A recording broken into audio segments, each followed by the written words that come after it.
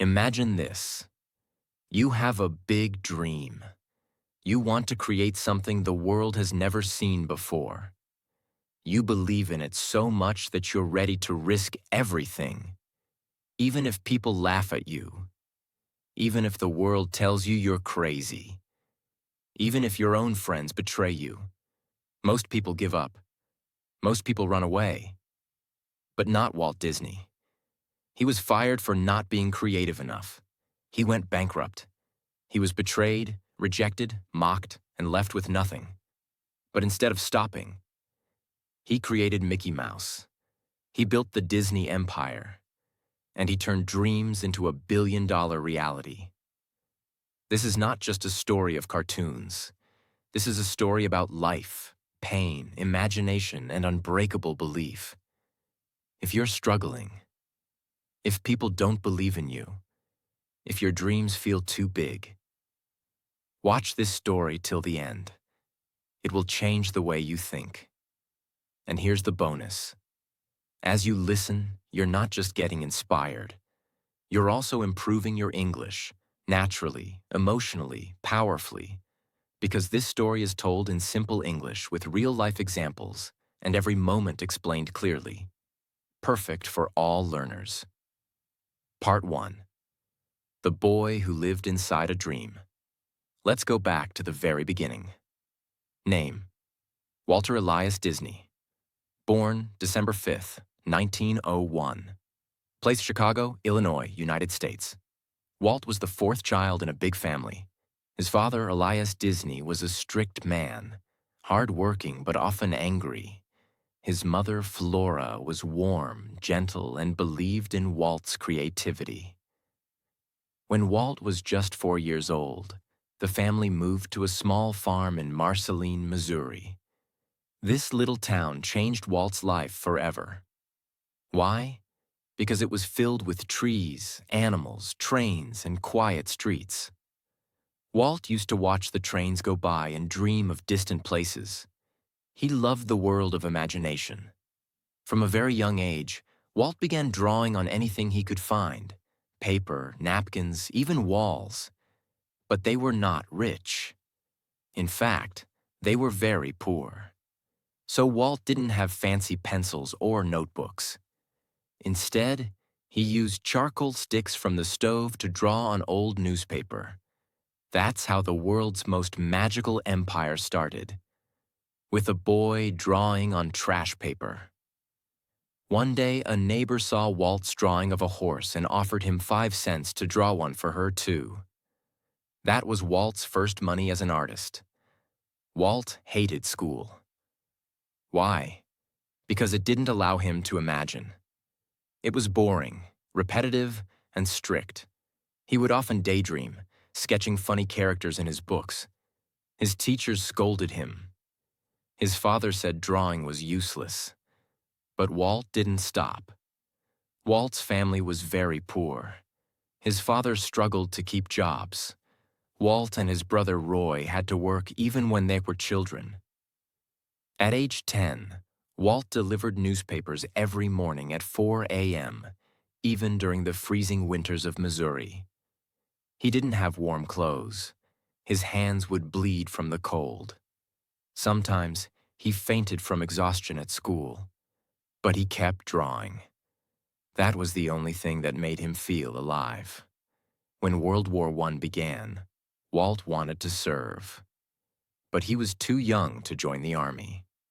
So he forged his birth certificate to say he was older and joined the Red Cross Ambulance Corps.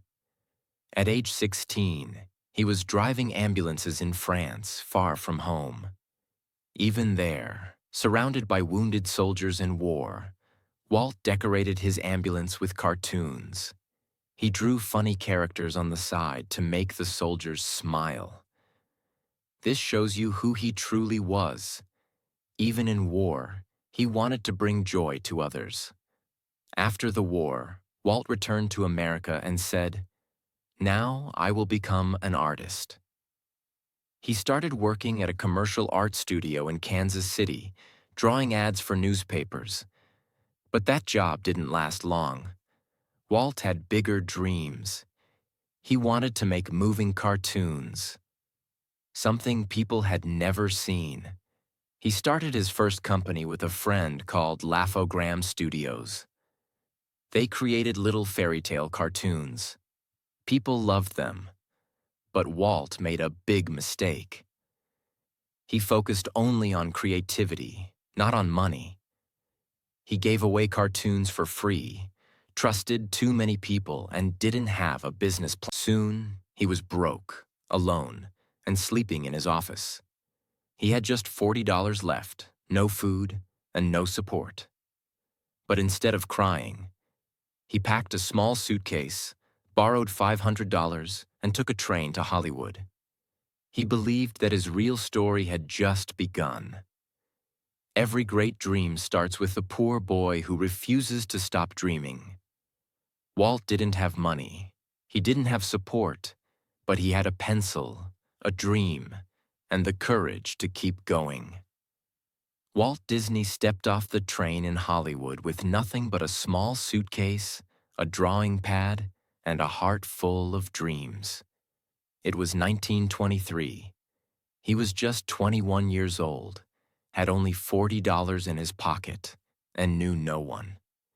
He had already failed once in Kansas City. He had lost his studio, his savings, his equipment, and his team. But what he didn't lose was his belief. Walt believed that the world needed something new, something more than black and white silent films. He wanted to create animated characters that people could fall in love with. Not just cartoons, but real emotions, real stories. Walt moved in with his Uncle Robert. He lived in a tiny room and paid $5 a week for rent. He had no office, no studio, no team. So he set up a camera in a garage and began creating a new cartoon character called Alice, a little girl who lived in a cartoon world. He sent the short film called Alice's Wonderland to a company in New York called Margaret Winkler Productions. To his surprise, they loved it and offered him a contract. But here's the thing. Walt needed help. He couldn't do this alone. Walt called his older brother Roy, who was recovering from tuberculosis in a veterans hospital. Roy believed in Walt. He always had. So even though he was sick and had no money, Roy said, "Let's do it together, Walt." That's how they formed the Disney Brothers Studio, the company that would later become the Walt Disney Company. They set up their tiny studio in a back office at 4651 Kingswell Avenue, Los Angeles. The rent was $10 a month. They worked day and night, sleeping very little, hand-drawing every single frame. Alice became a small success. Not big money, but enough to survive. Walt felt hopeful again. But destiny had another test waiting. In 1927, Walt wanted to create a new character, something fun, happy, and full of energy. That's how Oswald the Lucky Rabbit was born. Oswald had big ears, long legs, and a funny smile. He quickly became very popular. Audiences loved him. But Walt had made one big mistake. He didn't own Oswald. The rights were held by the distributor, Universal Pictures. In 1928, Walt traveled to New York to negotiate a higher budget for Oswald. He was excited. He thought he was about to grow his business. But when he entered the office, he was stabbed with words he never expected. The executive said, "Walt, we've hired most of your animators behind your back. You no longer own Oswald. We do. If you want to keep working, you'll work for us, as our employee." Walt was shocked. His own team, people he had trained and trusted, had been bribed and taken away by the company. He had lost everything again. No characters, no studio, no team, no money. He walked out of that building silent with tears in his eyes. Most people would have given up right there. But Walt didn't. Walt boarded the train back to California. His heart was broken. His company was falling apart. His dreams were stolen. Again. But he didn't let that train ride become the end of his story. Instead, he let it be the beginning of something unforgettable. He sat down with a notebook and started drawing. He thought, "They stole my rabbit. I'll make a mouse, a happy mouse, a smart mouse, a mouse who never gives up, just like me." And there, on that train ride, Walt Disney created Mickey Mouse. Walt knew this time he had to protect his creation. He and Roy quickly filed copyrights for Mickey Mouse under Walt's name. No one could steal him now. But there was a problem. No one wanted to buy the cartoon. Mickey was too new, too different, and Walt had no money to promote him. He kept going anyway. They released a short cartoon called Plain Crazy, but no one noticed. Then came The Gallopin' Gaucho. Again, very little attention. Walt was running out of time and money. So he took a risk. He added something no cartoon had ever done before: sound. In 1928, Walt released Steamboat Willie, the first ever cartoon with synchronized sound. It wasn't just sound effects. The characters spoke. They laughed, whistled, and sang. Audiences were blown away. No one had ever seen anything like it.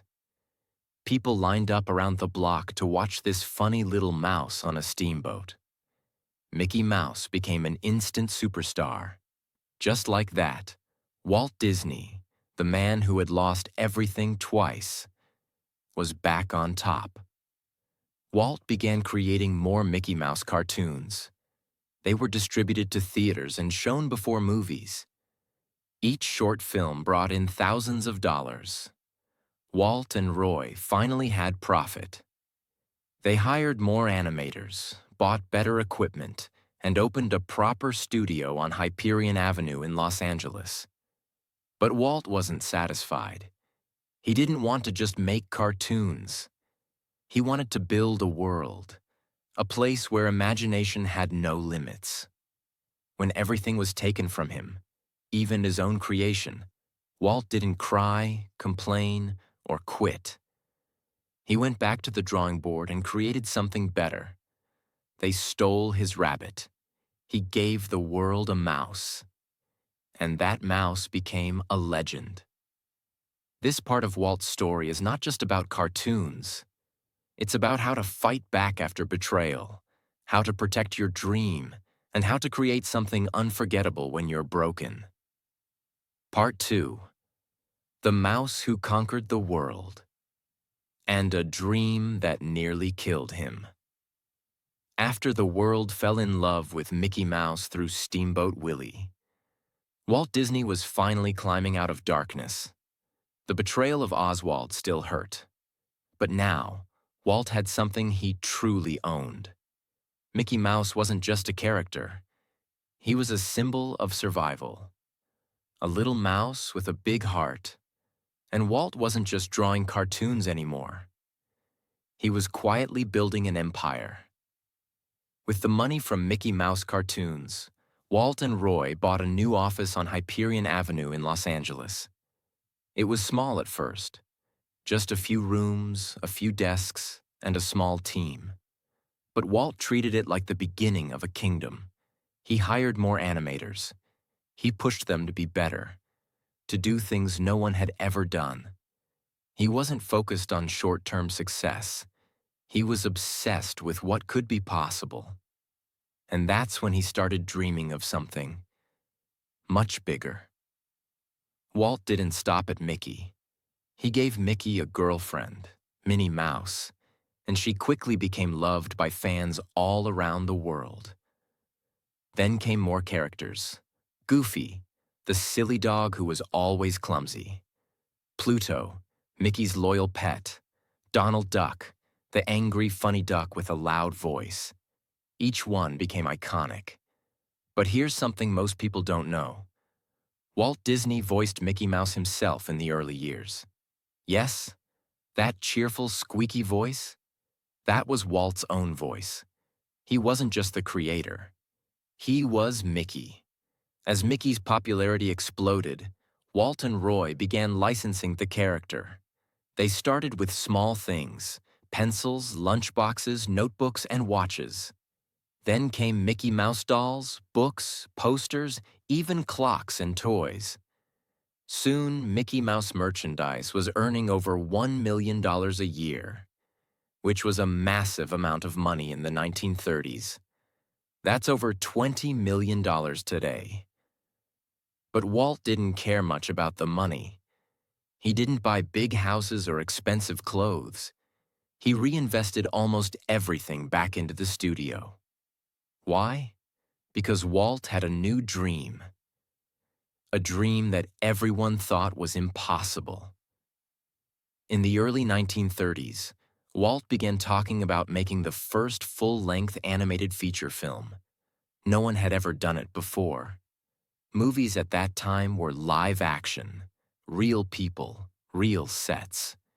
Cartoons were just short, funny clips, usually 5 to 7 minutes long.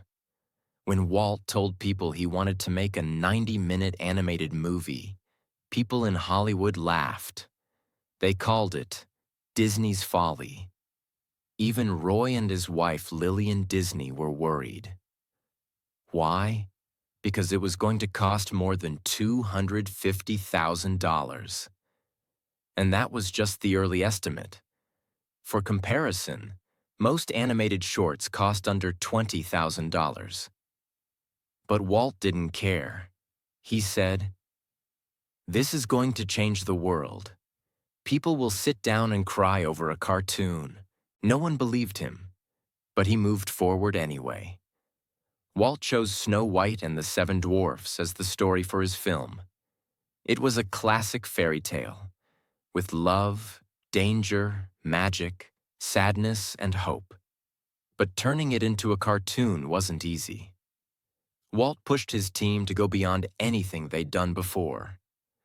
New techniques in animation: depth, shadows, motion. Detailed character expressions, full orchestral music score, hand-painted backgrounds, over 2 million individual drawings. The budget quickly grew from $250,000 to $1.5 million. Walt had to mortgage his house and borrow money from banks. The stress nearly broke him. He lost weight. He couldn't sleep. He started having nervous breakdowns. People around him were terrified. If Snow White failed, the entire studio would shut down. Everyone would lose their jobs. Walt would lose everything. But he didn't slow down. He said, "This is not a cartoon. This is a story about the human heart." The premiere of Snow White and the Seven Dwarfs took place at the Carthay Circle Theater in Los Angeles. The audience was full of celebrities, critics, filmmakers, all curious, some still mocking the idea. But as the movie played, the theater went silent. People started crying during the sad scenes. They laughed, they gasped, they cheered. At the end, they gave Walt Disney a standing ovation. Many had tears in their eyes. A cartoon had made grown men cry. A cartoon had told a real story, with emotion, pain, love, and joy. The impossible had happened. Snow White was a massive box office hit. It earned over $8 million. In the middle of the Great Depression. That's more than $160 million today. It became the highest-grossing sound film at that time. Walt paid back every loan. He gave bonuses to his team. He bought new land and began building a bigger studio in Burbank, California. But most importantly, he proved that animation was not just for kids. It was an art form. In 1939, Walt was given a special Oscar for Snow White. 1 full-size Oscar and 7 miniature ones representing the dwarfs. But he didn't stop there. He began planning his next animated films: Pinocchio, Fantasia, Dumbo, Bambi, each one more creative and emotional than the last. He was no longer just a cartoonist. He was a storyteller, a world builder, a visionary. Walt Disney believed in something no one had ever seen. He risked everything: his money, his health, his reputation, to tell a story that people said would never work. But he didn't just prove them wrong. He changed the future of movies. He turned drawings into dreams. He made the world cry, laugh, and believe with a pencil. By the end of 1937, Walt Disney had accomplished the impossible. He turned a cartoon mouse into a worldwide symbol. He created the world's first animated feature film and made the world cry. He proved that animation could be as powerful as any Hollywood movie. His studio was growing. His films were being translated into multiple languages, and his name was now not just known in America, but respected around the world. But just when everything seemed perfect, dark clouds appeared again. Walt used the profits from Snow White to build a state-of-the-art studio in Burbank, California. It was unlike anything Hollywood had ever seen. Spacious animation rooms, natural light for artists, a special camera department, private screening rooms, even a cafeteria for staff. This wasn't just a building, it was a creative kingdom. But Walt's vision came with a price.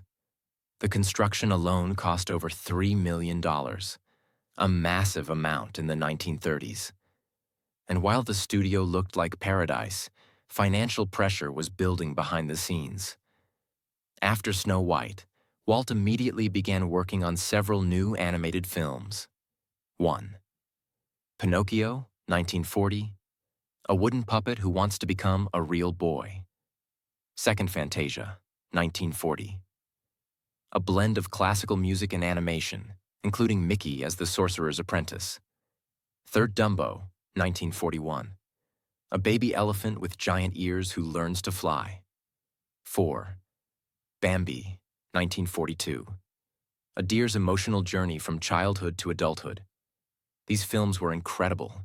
Today, they are legends. But back then, things went wrong. When Pinocchio and Fantasia were released, something terrible happened. World War II had just started. As war spread across Europe, many international markets shut down. That meant fewer theaters, lower ticket sales, and millions of dollars lost. The studio had borrowed heavily to fund these films. Now, the company was struggling to survive again.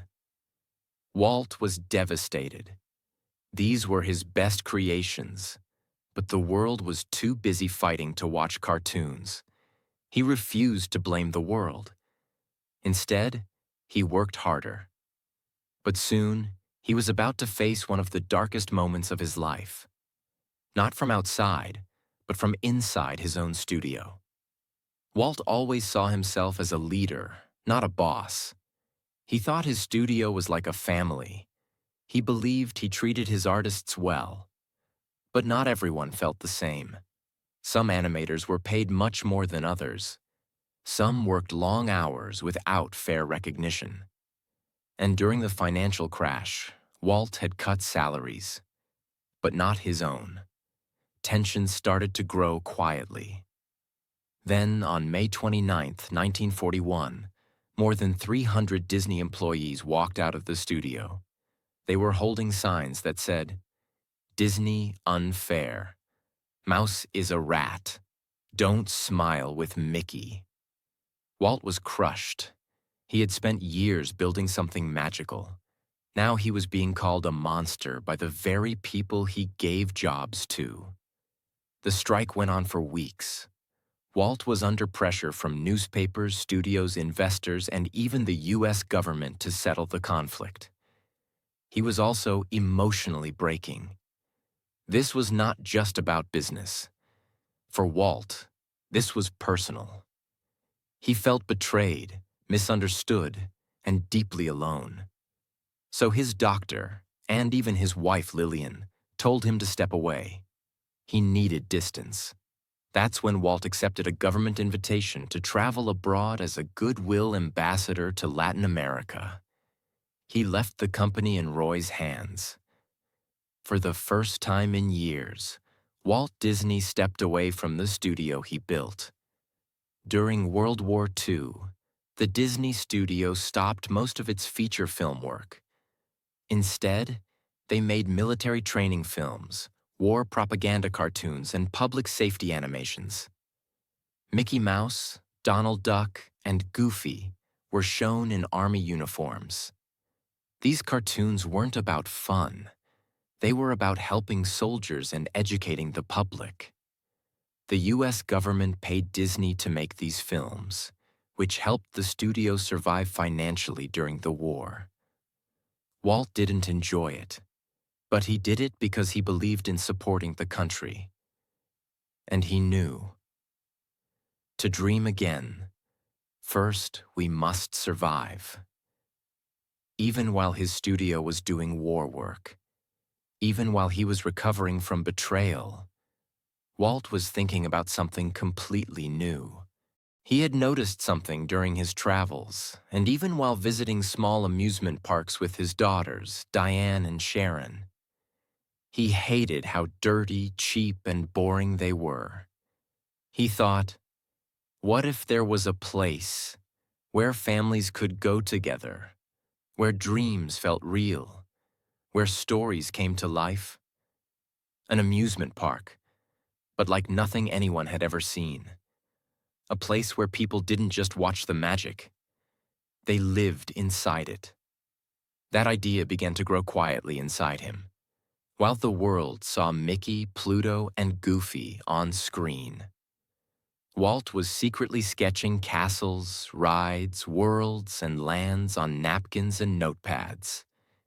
People thought he was just recovering from stress. But what he was really doing was building the future. Walt Disney survived global war, financial collapse, and personal betrayal. He lost his team. He lost his peace. He lost his spark. But instead of giving up, he started imagining a world no one had ever seen. When people expected him to retire, he began dreaming harder than ever. Because that's who Walt was. When his world broke, he created a new one. Part 3. The Crazy Dream of Disneyland, and how he built the happiest place on Earth. While the world thought Walt Disney was just making more cartoons, while newspapers said he was past his prime, while investors still doubted him, Walt Disney was secretly building something much, much bigger than a film. He was designing an entire world. Not a fantasy world on paper, a real place. A place people could walk into. A place where stories would come alive around you. A place that would make children smile, adults dream again, and the impossible feel real. That place would be called Disneyland. But it started with nothing. No land, no support, no money, just an idea. And a man who refused to let it go. It all began with a simple moment. Walt Disney was sitting on a park bench in Griffith Park, Los Angeles, in the 1940s. He was watching his two daughters, Diane and Sharon, ride a small merry-go-round. He smiled. They laughed. But inside, he felt something was missing. I sat there, Walt later said, eating peanuts, watching my kids have fun. And I thought, there should be a place where parents and children can enjoy together. Most amusement parks at the time were dirty, unsafe, and meant only for kids. Walt didn't like the noise, the mess, or the cheap rides. That's when a wild, beautiful thought entered his mind. What if I build my own park? A clean place, a beautiful place, a place where imagination walks beside you. That moment was the birth of Disneyland, Back at his studio, Walt began drawing. Castles, main streets, mountains, lands, boats, trains. A giant sleeping beauty castle in the center. He called it Mickey Mouse Park at first. He worked late at night after finishing animation meetings. He didn't tell many people, not even his closest team, because he knew what they'd say. "Walt, this is too big. This is too crazy. This will never work." But Walt didn't care. He once said, "If you can dream it, you can do it." Now, he was going to prove it again. Walt needed money, a lot of it. Building an amusement park wasn't like making a movie. This wasn't paper and pencils.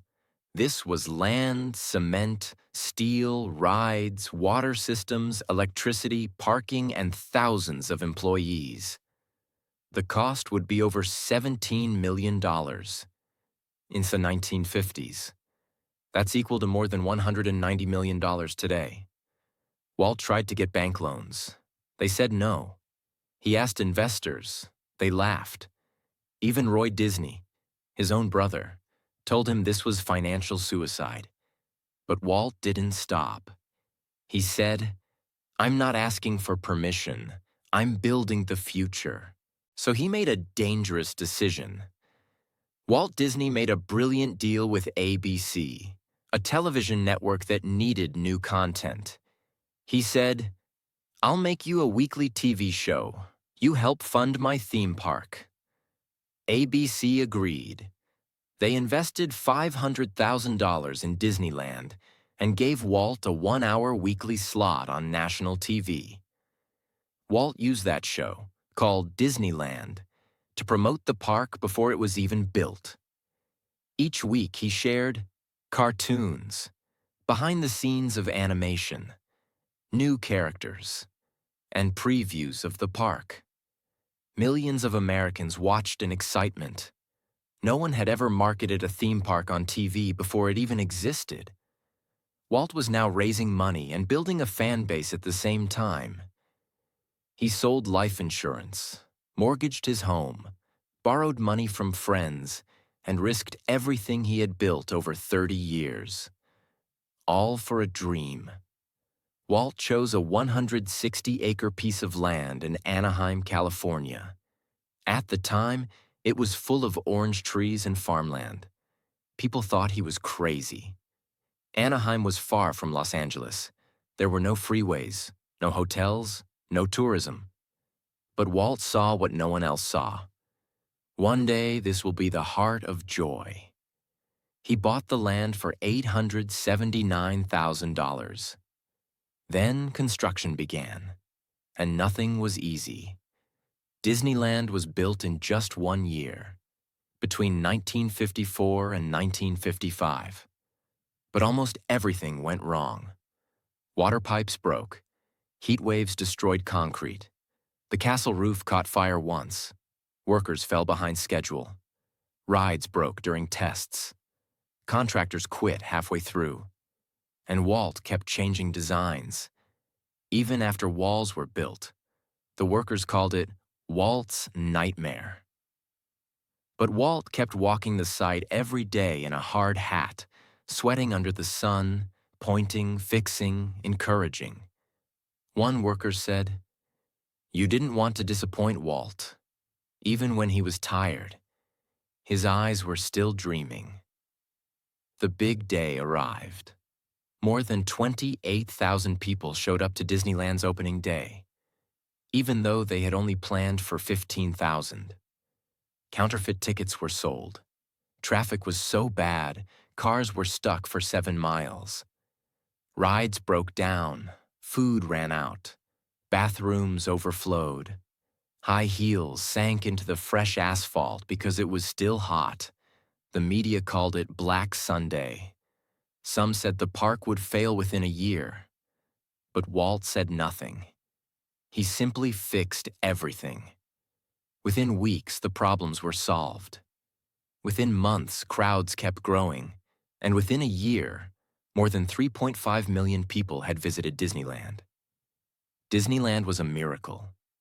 It had themed lands like Main Street, USA, a vision of Walt's childhood town. Adventureland, with jungle cruises and wild stories. Fantasyland, home of Peter Pan, Snow White, and Sleeping Beauty. Tomorrowland, a future of rockets, science, and space. Frontierland, cowboys, trains, and the Wild West. Every corner had music, detail, color, smells, characters, and magic. It was not just a park. It was a living dream. Walt said, Disneyland will never be completed. It will continue to grow, as long as there is imagination left in the world. Walt Disney built a world, while everyone said he was crazy. He risked his company, his house, his savings, and his health. But in the middle of dirt and chaos, he saw a castle.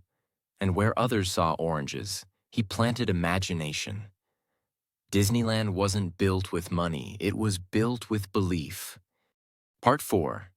The Final Dream, and how Walt Disney built a world that never dies. Disneyland was a living dream, but Walt Disney was not done. In fact, just months after Disneyland opened, he had already started dreaming again. He had created movies. He had changed animation. He had built the first magical kingdom. But now, he wanted to create an entire city, a city of the future, clean, safe, organized, full of technology, parks, public transport, and opportunity. He called it EPCOT, the Experimental Prototype Community of Tomorrow. And he was ready to build it. Walt didn't want to just entertain people anymore. He wanted to improve the way they live. He looked at the problems of American cities in the 1960s. Traffic, pollution, crime, overcrowding. And he thought, we can do better. He imagined people living in beautiful homes, safe and fast transportation with monorails and people movers, a central dome city filled with community, innovation, and education. No cars in neighborhoods, only walking paths and trains. A place where technology and humanity grow together. Walt said, Epcot will always be in a state of becoming. It will never be completed, but it will always show the world what can be. He bought 27,000 acres of land in Florida. Yes, 27,000, which is twice the size of Manhattan. But very few people knew what he was doing. He bought the land in secret, using fake company names to keep the price low. When news broke, people were shocked. Walt Disney is building something in Florida. But what exactly? Walt was working day and night. He was holding secret planning meetings. He was sketching maps, models, and city plans. He was recording videos of himself explaining the vision of Epcot. Even at age 64, Walt was still more creative than anyone alive. But something was silently happening inside his body. Something dangerous. Something final. Walt Disney had been a heavy smoker for most of his life. Even during studio meetings, he would hold a cigarette in one hand and a pencil in the other.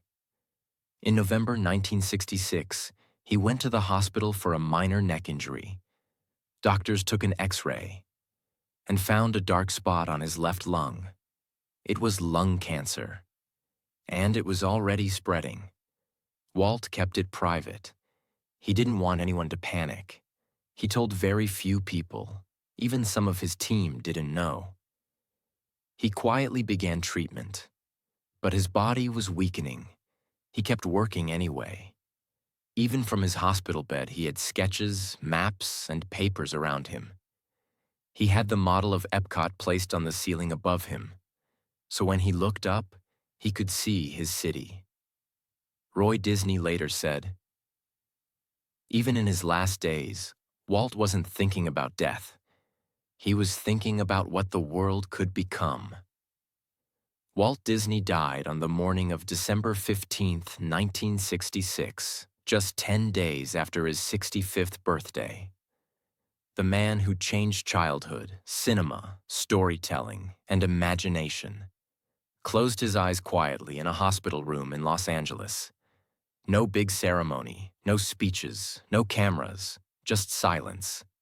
The newspapers announced his death with shock. Some headlines read, "Walt Disney, father of Mickey Mouse, dies. The world has lost its greatest dreamer." Even President Lyndon Johnson gave a statement saying, "Walt Disney brought joy to the lives of millions." All over the world, people cried. From children in Tokyo to families in New York, from animators in Italy to tourists in Brazil. Millions of people felt like they had lost someone personal. But Walt Disney didn't truly die, because his dream was now alive inside all of us. After Walt's death, Roy Disney, his older brother, came out of retirement. He had one final mission: finish what Walt started. Roy led the building of Walt's project in Florida. Not just a theme park, but a world. On October 1st, 1971, the gates of Walt Disney World opened.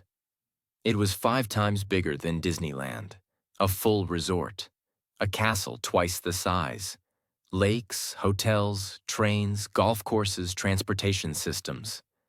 Roy made one powerful decision.